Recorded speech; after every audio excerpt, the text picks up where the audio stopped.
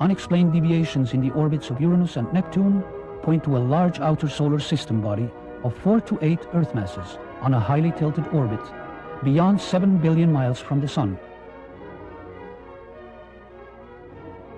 In the past 2 decades, astronomers have joined the search to look for one more planet in our own solar system. They designate such a planet Planet X, meaning both unknown and 10th.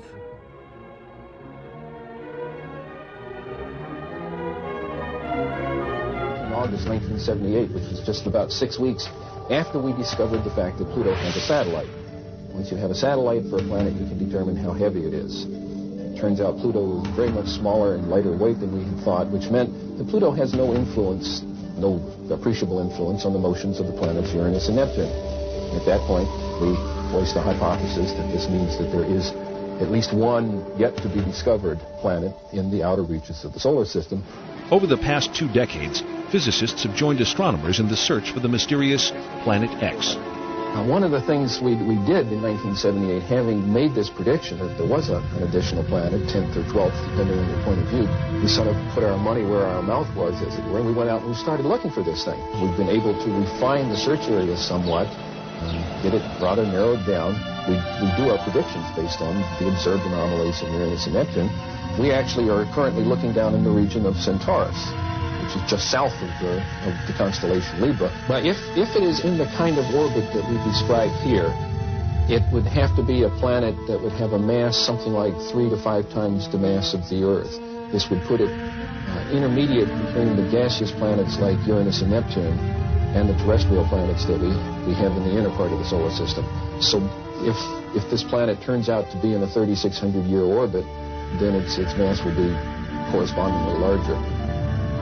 This one here is a map of the solar system as we know it. The inner planets, this is the orbit of planet Pluto. And this here is the orbit that I have proposed for the 10th planet. And here's where we think it is right about now in its orbit. If Planet X exists, we are not alone. However, today on this video is that just recently, news reports have come out that there may be a massive super-Earth type planet orbiting outside our solar system that we don't know about. And this is confirmed, and I'll put the links in the video description so you guys can check it out. So here's what we found. Dwarf planet discovery hints at a super-Earth in our solar system. Astronomers have increased the size of the observable solar system after spotting a 450-kilometer wide object orbiting the Sun. The lump of ice and rock circles the Sun at a greater distance than any known object. If its size is confirmed, it could qualify as a dwarf planet in the same category as Pluto. Researchers said that the discovery proves the existence of the inner Oort cloud, a region of icy bodies that lies far beyond the orbit of Neptune. And let's remember that Neptune is the most remote planet in our solar system. Until a proper name is decided upon, the body is known only as 2012 VP113. According to the science journal Nature, the team that discovered it called it VP for short, or Biden, after U.S. Vice President Joe Biden. Its pink tinge comes from the radiation damage that alters the makeup of frozen water, methane, and carbon dioxide on the surface. Though exciting in its own right, the discovery raises more tantalizing prospect for many astronomers that a super-Earth, up to 10 times the mass of our planet, orbits the Sun at such a great distance that has never been seen. Astronomers found 2012 VP113 by taking snapshots of the night sky an hour or so apart with an instrument called the Dark Energy Camera on the U.S. National Optical Astronomy Observation Telescope in Chile. When they turned the images into a time-lapse movie of the sky, they could see the new body moving against the background of stationary stars. This object has the most distant orbit known, Scott Shepard at the Carnegie Institution of Washington told The Guardian. It extends the known boundary of the observable solar system. The object's orbit brings it as close as 12 billion kilometers from the Sun and swings out as far as 67 billion kilometers. There are comets that come from even farther out, but they pass much closer to our home planet. The solar system has 3 distinct regions. Closest to the Sun are the rocky planets, such as Venus, Earth, and Mars. Farther out are the gas giants, such as Saturn and Jupiter. More distant still, beyond the orbit of Neptune, is a band of icy objects called the Kuiper Belt. In 2003, astronomers found an object beyond the Kuiper Belt, which they called Sedna. For more than a decade, the object was a loner, an anomaly in the solar system. But the new body, 2012 VP113, lurks in the same no-man's land of space, leading astronomers to believe that there could be thousands of similar bodies waiting to be discovered there. People wondered if Sedna was unique, and 10 years on, we have at last found another object that shows it is not. There's probably a large population of objects out there. The latest work has already thrown up an intriguing possibility. The angle of the body's orbit and that of Sedna's are strikingly similar, an effect most likely caused by a gravitational tug of another unseen body. One possibility is a super-Earth that traces so large an orbit around the Sun that it has never been seen. If you took a super-Earth and put it a few hundred astronomical units out, the gravity could shepherd Sedna and this new object into the orbits they have. An astronomical unit is around 150 million kilometers, or the mean distance from the Earth to the Sun. Earlier this month, NASA's Wide Field Infrared Survey Explorer, or WISE, reported the results from its search. Okay guys, this is Frank, and I'm doing an update on the Black Star object, Fiery Messenger, or Second Sun, whatever you want to call it. Today is June 22nd, 2014, and the reason why I'm doing this update is because there is quite some confusion about the current lull period on the planet. There's not so much seismic activity as we had in April or May and March, and I wanted to get the picture clear myself, so this is why I'm doing the update. And I think I know the reason why this is happening, and I'll show that to you. This is an article that I wrote in January this year. It's about Fiery Messenger, that's what I prefer to call it. And if I go down, you can see how I started the investigation. It started when I did some research on earthquakes, and I noticed that between 1700 and 1952, there were only 3 magnitude 9 earthquakes, and they all occurred with Uranus in approximately the same area in the sky. And I thought this is not a coincidence, and so I dug into that a little, and then I went into the history of Planet X, which goes back all the way to the 19th century. You can read it all here. This is the entire history. The interesting thing here is that astronomers in the early 80s actually confirmed what Uranus already indicated, which is an object on the western part of the constellation Orion, which is here. You can see this on the picture. This is the western part of Orion, and here's Uranus during those large earthquakes between 1700 and 1952.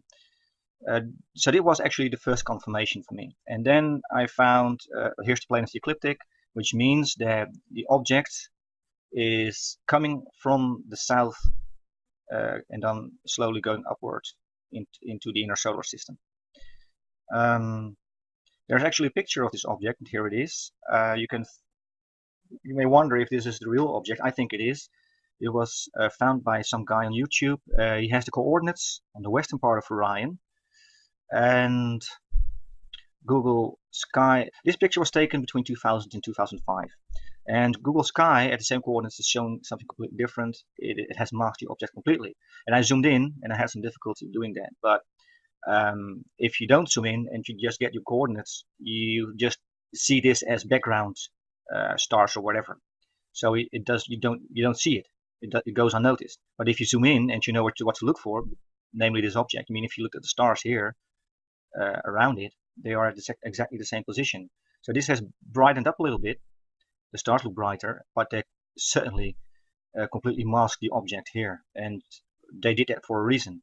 And the blacked out box in Google Sky somewhere else near the western part of Orion is just a decoy. That's not at all interesting. This is what it's really about. And well, you can read this article for yourself, The Trail of Earthquakes, with all the constellations. That's not what I want to do now. It's about the western part of Orion. It's about this object coming from the south. Why am I showing this to you? Well, what I noticed, if I go to EMSC here, and I wanted to know when exactly magnitude 8 earthquakes occurred during the last 10 years. Well, between October 4, I think in October, it's where the database from EMSC started, to today, this time period, magnitude 8 earthquakes, I entered it here, and the events, there are only 13 of them. What's interesting about these earthquakes is that they all occurred somewhere between September and May.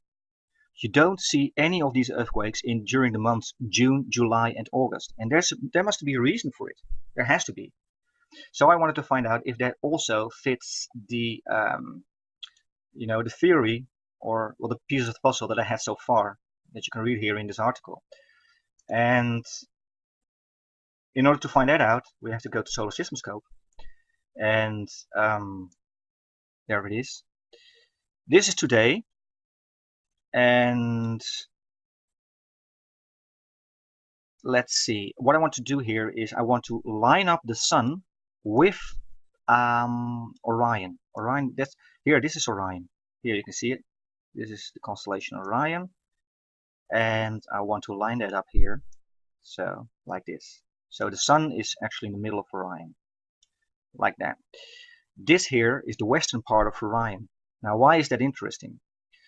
Like I said, what you see here, especially during the last 4 years, magnitude 8 plus earthquakes occurred February, March, April, May, April. So between February and May. This is the area of Earth's orbit that we should take a look at. Now let's do that here. Here's the Earth, and I draw it back to February. Here, this is the beginning of February. Maybe January as well, but here's February, early February, and then all the way up to May. You see what's happening? You see what's going on here? You see that? This is exactly the area where the Earth in its orbit around the Sun goes through the imaginary line drawn through the object coming from the south, from the western part of Orion. This is the western part of Orion area where the Earth goes through during this time period. So during February, you see that? This is February here, around here it starts. Here's where it starts. And these were the coordinates where Uranus was during those large earthquakes in 250 years time. It was in this area. It's also in the western part of Orion. Can I get Earth? Yes, here it is. So, and this year in April, that's where it started. This was the highlight of activity around this area here. And if we look at this here from this side, you see that this is seen from the opposite side with the Earth in the Virgo constellation. There's Saturn there in Libra constellation. I don't think Saturn deserves to be followed any longer, because I don't think that Saturn is a catalyst anymore. I believe this is the case because I can't find any pattern anymore, any pattern that we can recognize and that we can follow. There's confusion because I expected large earthquakes in the month of May. Instead, they occurred in April. And I believe the only explanation, I mean, we had 8 magnitude 7 plus earthquakes, 8 of them in 19 days, in the first 19 days of April. Under normal circumstances, that's a yearly average. You know what I mean? This is insane. 8 magnitude 7 plus earthquakes. We had April 1, we had the magnitude 8 earthquake in Chile, and then followed by 7 magnitude 7 plus earthquakes until April 19. And then throughout the month of May, we also had quite some magnitude 6 earthquakes, and then also that went down after May the 20th or so, which is here. And here you can see the Earth is really going outside the area of influence on the western part of Orion. You see what I mean? So if I put the Sun back, I line it up again with Orion here, and we draw the Earth further in its orbit. The question is, when will things become interesting again? Well, that depends a little. We don't know exactly where the object is. This area, this is very important to understand. This area here is a lull period area. And this is because the Sun is actually shielding the Earth from the black star influence. That's what's happening here. You see? There are, in this area, in June, this is early June, July, and August, we haven't had any large earthquakes, magnitude 8 plus earthquakes, during the last 10 years, at least.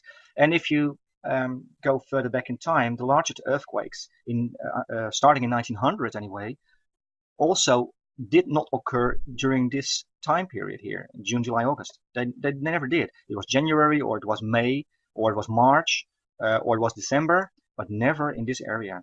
This is because the Sun is shielding the Earth, in my opinion anyway. So then when the Earth comes around, and then things become interesting again. So here it starts again. So early September, half September, in that area somewhere there. Things, because the Sun is no longer shielding the Earth from guiding star. What's interesting about it is that it seems to bespeak, at first you might think it's talking about the Sun, right? You know, God, Jah, Rastafari as the Sun, but then there's immediate connection when you understand the whole Nibiru connection with, and now that we're speaking on the connection with Moses and what the ancient Egyptians knew, who knew what when. You understand? It's obvious that the ancient Egyptians preserved a more ancient record that came out of Ethiopia. You understand? Now this record also was communicated to the Midianites. We have that Hebrews in ancient Egypt, which were a particular religious denomination. Now in ancient Egypt, like in this society, we all communicate out of certain similar symbols, you know, how symbols are used. Now, how they're interpreted in different religious orders, it differs. Now, what we have right here in ancient Egypt, we can see this whole idea, like even right here, this idea of a birth within this orb right here. You understand, this new birth, right? Remember, Israel was Jah's son that he called out of Egypt. Now, when we look at it celestially, if we look at it from the heavens and we put up the thing on Orion or Orion, and it's said to come from and emanate in a sense, or its trajectory is coming from the Orion. Now this is the Egyptian perspective of Nibiru and the Orion constellation. We know from the Western European and Greeks, they picture Orion differently. The Egyptians seem to picture it more in the Hebraic sense of the sower, because if you see his hand, it fades off here, and you can see the stars.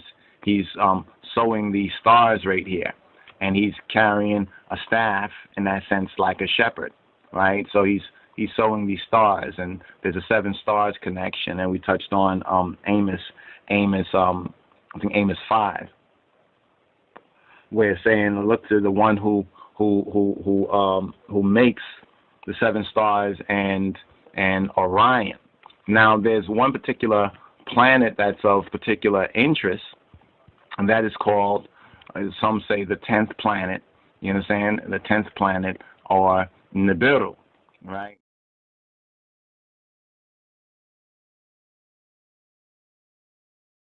You to vote on the news, and here's the winner. There is a huge hidden heavenly body right here in our solar system. Evidence is mounting that either a brown dwarf star or a gas giant planet is lurking at the outermost reaches of our solar system, far beyond the planet Pluto.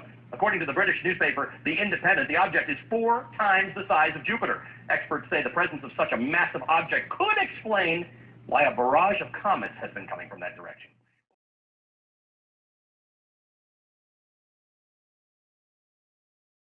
You to vote on the news, and here's the winner. There is a huge hidden heavenly body right here in our solar system. Evidence is mounting that either a brown dwarf star or a gas giant planet is lurking at the outermost reaches of our solar system, far beyond the planet Pluto. According to the British newspaper The Independent, the object is 4 times the size of Jupiter. Experts say the presence of such a massive object could explain why a barrage of comets has been coming from that direction.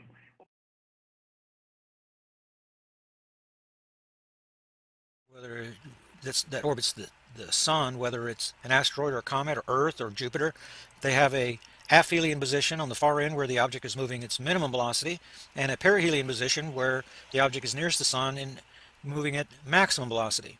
Okay, so if this object truly did reach perihelion and is now on the outbound, you see it's moving now back to the location, moving through Leo and Virgo, Libra. You see now it's getting ready to go into the quadrant of space that includes Scorpio and Sagittarius.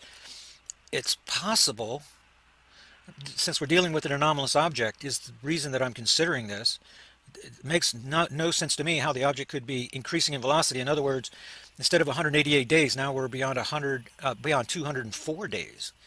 This object should be slowing down if I'm on the back side of the orbit, if you will. If the near side is the reaching perihelion and the far side is slowing down, going towards aphelion position, if you guys are following me, then I'm going to have to make room for that possibility. Even though the data doesn't appear to point that way, it's possible. A researcher sometimes gathers enough evidence and then draws a conclusion too early and then shapes everything to fit that. You know, that duck that walks like a duck and sounds like a duck and sounds more and more like a duck, if you slant the data that way. And am I guilty of that? I'm not sure yet, but I want to keep an open mind And I think you guys will find the questions that you get into scripture some, and he's asking about survival group sizes and things like that. And he asked me about Gil Broussard, and his work mirrors that of the Harrington model, and he's the Planet 7X guy. So it's possible. I'm going to have to give their work. I've been looking at it disinformation, like I said, and so I'm going to leave that door open. I'm going to leave that folder open and see if the data doesn't point that way. That would explain some things that are inconsistent in my current modeling, actually. So the Black Star and the sandbox type program models. See, when you look at this video right here, then a question came in from Kale, and he's going to be looking at the sandbox model. That's where you look at a picture of the inner solar system, and then using that model, it's going to predict how the objects inside the inner solar system are going to react to a heavy mass object that comes in. Problem is that the gravity well shape of the Sun, the Earth, Jupiter, they're all the same. They're just larger and smaller. But the Earth, Jupiter, and Saturn, the Sun, are made up of regular molecules. They're filled with air, like balsa wood, in comparison to the Black Star, that all the subatomic particles are compressed together. So you're going to get I use the example of putting a bowling ball in the middle of your king-size bed. That gives you the shape of the gravity wells, and it's one way to look at gravity well. It's actually 3 dimensions. Okay, but with a Black Star type object where all the objects are compressed together, then you're going to take a pool stick and put it in the center of your bed and then put your car on top of it. It's going to push the well way, way, way, way down, and microlensing is going to be perfected, and that's one of the reasons that you can't see it. Along with the perspiration, release of subatomic particles, like every star does, releases its outer skin, then it causes it to perspire and then become cold. Remember that the visible spectrum is the electromagnetic spectrum. I mean, light and radio waves and X-rays, all of these are electromagnetic waves. The electromagnetic spectrum is represented by taking your arms and putting them out as far as you can, and then the visible spectrum is about 3 inches in front of your nose. So there's plenty of space there. There's plenty of room for objects that we just can't see. And this object that I'm tracking is one of those objects. It's definitely not a planet. It is definitely a star-like object. And but whenever you bring in experts, pardon me, when you bring in experts, they always have a model to explain what's going on. As for example, the magnetic pole migration that's going on right now. Then there's a model. This happens 3 to 7 times every million years. Well, if I'm talking to one of these geologists, then he's going to have the explanation. But if we're being influenced by a black star and another magnet is in the inner solar system, then we're going to get, say, very much the same thing, but for a different reason. So that's that question came up on a recent radio show, why I'm not using more lettered people, and it's because they are all inside the box thinkers. And to run this investigation, you have to be able to think outside the box and stand there deliberately and reject the common interpretations. You know, what turned the magnetosphere around March 12th and 13th, 2012, 1 year and 1 day after Fukushima? See, that's part of the research that traditional modeling is not going to even begin to explain, because that kind of thing is impossible. There's a story here on the list of train wrecks and derailments since April of 2013. Now, this is a little bit stunning that there's been this many train wrecks around the world, and trains colliding, being derailed. There's a lot of information there, and there seems to be a pattern with the earth changes that are going on.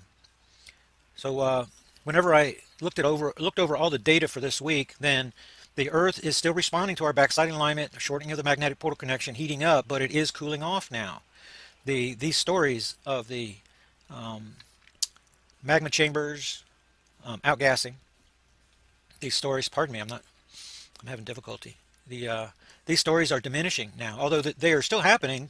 Just because we're in an earth change low period does not mean the earth changes go away. That means that they decrease in frequency and intensity, right? Well, look at this value. This is a very important number right here. This is the 2.5 to 4 magnitude quakes. These numbers represent, this is the highest number, right, that has the caldera bulging and contracting values inside. We went from 225 to 312. That's the second highest number of the year, just recently. Now we're down to 178. what's going on. You see, you have a lot of movement here related to this, the volcanism that's still going on. But now as things subside, this value is going to get down to about 140, but it's going to bounce up and down, up and down, up and down. And but wind up. See, next week I would expect to see maybe 240, 250, bouncing back up, but not as high as this number. Then this number, then these guys are going to bounce and go down, down, down until we get about to 140, 150 on February the 1st. That's what I'm expecting. So the indicators are pointing to the fact that we are definitely in the Earth change low period. You notice there's no reports of solar flares and things like that. We get that at the alignments. So I'm expecting to see the solar flare activity to heighten in May of 2014. That was March and that was September in 2011, and that's all moving around to the left with my object. That's moving around left in the orbit diagram. So yes, we're seeing evidence of shakers in diverse places. You know, in Connecticut, they're getting small tremors and things like that. Earth is finding equilibrium. That's what's happening. That for every action, there's an equal and opposite reaction. The Earth is reacting to what just happened with the uptick, but now.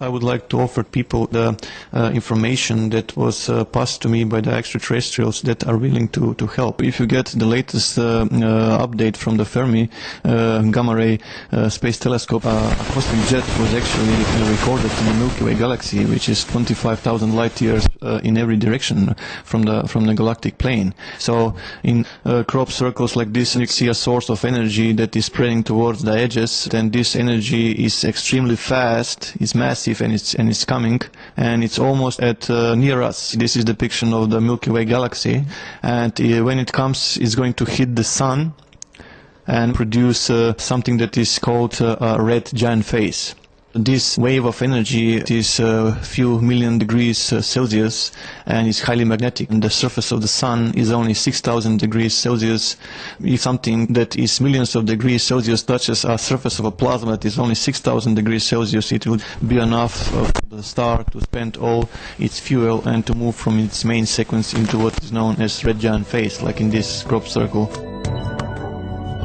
The Sun radiates heat by converting hydrogen within its core into helium in a process known as nuclear fusion. The Sun's characteristics are just right for enabling life on Earth to flourish and be sustained. Once the hydrogen at the Sun's core becomes depleted, a process that normally takes 5 billion years, the core begins to contract. The star then collapses and releases gravitational energy into its surrounding outer layer, causing it to expand and transforming it into a red giant. When the red giant phase ends, the Sun will become a smaller, cooler star which is known as a white dwarf. Mr. Andov has determined from analyzing the crop circles that after the energy wave arrives, the Sun's white dwarf phase will be reached within months. This is the close-up of the crop circle that was delivered and the red giant phase. This is, in my perspective, one of the most important crop circles that were delivered. It appeared on July 15, 2008 on Avi Reminer in the United Kingdom. It's the depiction of our solar system with all the planets and with only slight deviation. Pluto is not the same. As it is possible to calculate the position of all the planets in the solar system on a specific future date, the alignment of the planets in the UK crop circle match what their position should be on December the 23rd, 2012. There was another depiction, another warning, which actually took place on 29th of March 2011 when we experienced this amazing display above the sky of New Zealand. When people started to analyze those stars, they were matching exactly the same, December 23rd, 2012. This crop circle, the dragonfly is symbolizing the extreme changes, and the phoenix, which is extremely important, is a mythological bird that lives a very long lifespan, and when it recognizes that its life is coming to an end, it puts a fire into the nest and it burns to ashes. So from those ashes a new small phoenix is reborn. That's a symbol that the sun is going to be reborn soon, so it's all a symbolic depiction. So red giant phase, is it scientifically possible? What are the consequences for the planets when the Sun becomes a red giant? Is going to do a slow expansion, which will begin on December 23rd, 2012, and it will culminate on 28th of March 2013. The Sun here is expanded and it had swallowed Mercury and Venus completely. That leaves Earth and Mars very, very dangerously close to the Sun. The energy emanating from the center of the galaxy will not just transform the Sun. Andov says it will make contact with the rest of the solar system as well. This energy, as is spreading towards the edges of the galaxy, it will also pass through all the planets, including Earth. So just for comparison, the hottest layer of our atmosphere is thermosphere, is around 1,500 degrees Celsius. Most of the time it's less than 1,500 degrees Celsius. So what happens when a cloud, which is highly magnetic and millions of degrees Celsius hot, touches with the atmosphere of a planet which is only, let's say, 1,500 degrees Celsius hot? It's just going to deplete the whole atmosphere. So there are plenty of changes on the 3D level that we need to be aware of. Mr. Andov has learned that our Sun has a companion or twin star located on the outer edge of the solar system. The Sun becoming a white dwarf will enormously change the relationship between these two stars. I will just need to mention this. The other celestial object spotted on the skies is actually a twin star orbiting around our star. And this energy that is approaching will hit that star also. And when it's going to hit that star, it's going to move towards the white dwarf. What we have seen in the astronomy, two white dwarfs are attracted by each other gravitationally. They start to rotate around each other, eventually they collide. And when those two will collide, they will produce a bigger star, which to produce enough light and heat that will provide the conditions for life again. So what I'm trying to say with this is that this white dwarf alone is not capable of producing the same amount of light as we are receiving today, which means is not capable to produce the same amount of heat that we need to survive on the surface. Mr. Andov believes that the energy wave heading towards Earth need not lead to disaster. Rather, we can take steps now to protect our planet. But this energy that is approaching can be shielded, and the crop circles are leading us toward the conclusion and to the answer how we can do this. The data that arrived through the crop circles, plenty of information was about the fractal geometry, and people realized that they are referring to fractals. But in reality, they are referring that this universe we live in is a fractal universe, and we can influence it. Pane Andov says that although the recognition of fractals is correct, most don't understand that the data is saying that we live in a fractal universe and we can influence or change the universe. If you recall the research of Dr. Emoto about the water molecules, humans are able to change the crystalline structure, turn into something magnificent. We have the ability to influence one of the elements, water. But that's not where it stops. We have the ability to influence the fractal momentum or structure of the rest of the elements that are present on Earth. So that's the first momentum that we need to understand, that we have the capability, the power in us that is dormant, that if united it can produce a change to the matrix. So how can we do that? By combining energy. And the only known tool to me is meditation. Massive group global meditation where millions of people can unite into one meditative oneness, and they can impact the fundamental structure of Earth. In addition to meditation, like Pane Andov, many across the globe are calling on humanity to immediately end our destructive habits, including the slaughter of our fellow beings for food, so that we can preserve our world for future generations. People need to change. First thing is they need to realize that this world is a world that we're sharing with other species, and we have no right to kill anything. The first momentum is that people become vegetarians, because every time when they consume meat or fish, there is something definitely wrong going on. I will explain in this fashion. Let's say if a patient that goes to heart transplantation, before that he or she was not skilled into playing piano, violin or some other musical instrument, and after that heart transplantation and the patient had recovered, that same patient start to express fundamental skills and ability to play piano or violin, which was impossible in the past.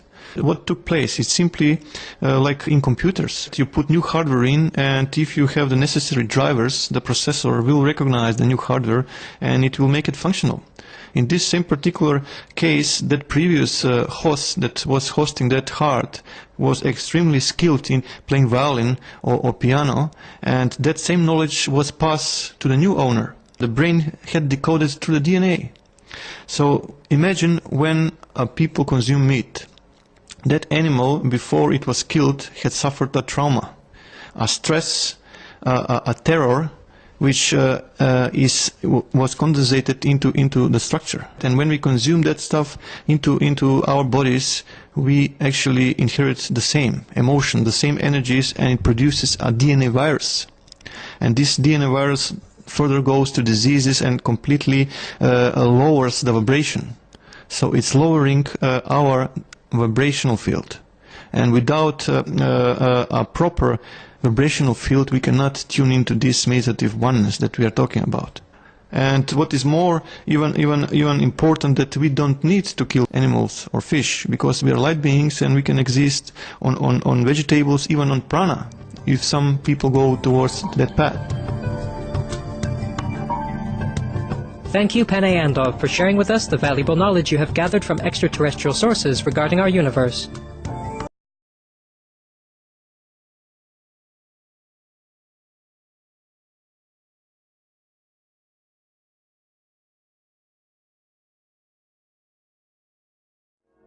unexplained deviations in the orbits of Uranus and Neptune point to a large outer solar system body of 4 to 8 Earth masses on a highly tilted orbit beyond 7 billion miles from the Sun. In the past 2 decades, astronomers have joined the search to look for one more planet in our own solar system. They designate such a planet Planet X, meaning both unknown and 10th.